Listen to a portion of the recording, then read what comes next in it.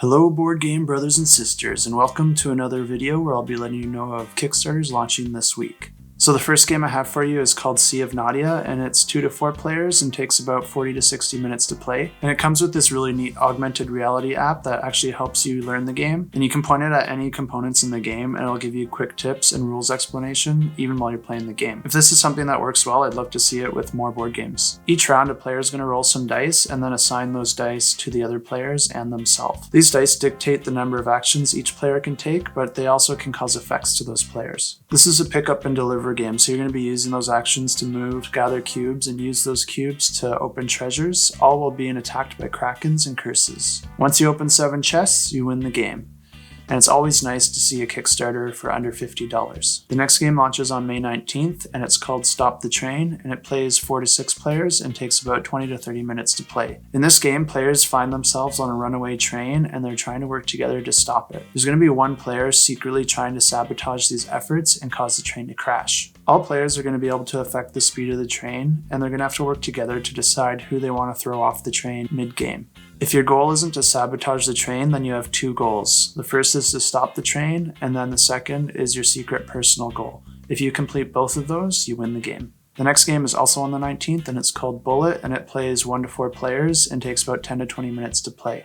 This can be played cooperatively or competitively, and players are powerful heroines who use their powers to protect Earth against evil and each other. Players are each going to have their own board, and they're going to have to use actions to manipulate the patterns on that board to get rid of bullets in their play area. Whenever you successfully eliminate a bullet from your area, you actually send it to another player, and that sounds pretty fun. In the competitive mode, last player standing wins the game. In the cooperative mode, you'll actually be working together to go up against different bosses, and if you beat the boss, you win. Also on the 19th, we have 𝗵𝗚𝗟𝗄, and this plays 1 to 4 players and takes about 15 to 40 minutes to play. This is a standalone sequel to 𝗵𝗚𝗟𝗄, and this is a card game. So each round you're going to be playing cards, and you have 2 choices. You can either play those cards in your home base for points, or you can contribute them to the capital to increase the capital's points and also grant yourself benefits from those cards. At the end of the round, if your home base's points are larger than the capital's, you'll lose cards and lose points.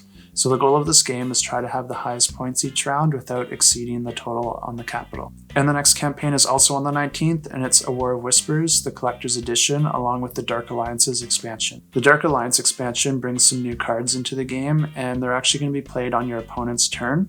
These cards can strengthen your opponent, or you can use the action yourself. This adds more negotiation to the game because you can offer something to your opponents, but at a price. And of course, you'll also be able to back this to get the Collector's Edition of the game. Next, we have a game from the 𝗏𝗏𝗃 series called 𝗏𝗏𝗃 and this is also being released on the 19th, and it plays 1 to 4 tiny pirates and takes about 30 to 60 minutes to play. So this game uses a rondel system to perform your actions, and each character's rondel is going to look a little bit different than the others, but you'll be able to perform the same actions. So you can plunder, trade, crew up, attack, or search. This is a pickup and delivery game where you're going to be collecting gold and then trying to bury that gold. The end of the game is triggered once a player has buried 3 treasures. And to do that, you're going to have to gather the amount of gold required to bury at the different locations. Next we have Dawnshade, and that's also being released on the 19th, and it plays 1 to 4 players and takes about 1 to 3 hours to play. This is a fully cooperative, choose your own adventure style board game. In this game, your character is from a tribe that lives in solitude in the forest, but your freedom is being threatened by warring factions in a changing world. Players are going to be attempting to survive and make decisions as they journey to try and stop these threats that they face. So the last game I have for you is also being released on the 19th, and it's called Okko Chronicles. There isn't too much information released on this game, but it's a cooperative game that I believe is centered around set collection. And if you want to know more about this one, make sure to check out 𝗏𝗏𝗃𝗀's channel because they did a whole preview on this. So this is the part of the video where I let you know what I backed last week, and I jumped in on Guards of Atlantis 2. There's only a few days left on this, so I jumped in sort of late, but the more and more I look into this game, the more and more amazing it looks.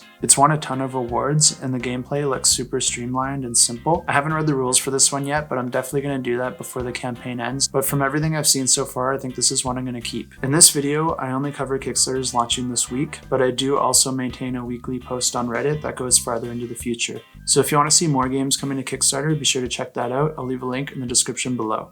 Until next time, make sure to subscribe so you don't miss out on these, and keep that shelf cluttered and the table full.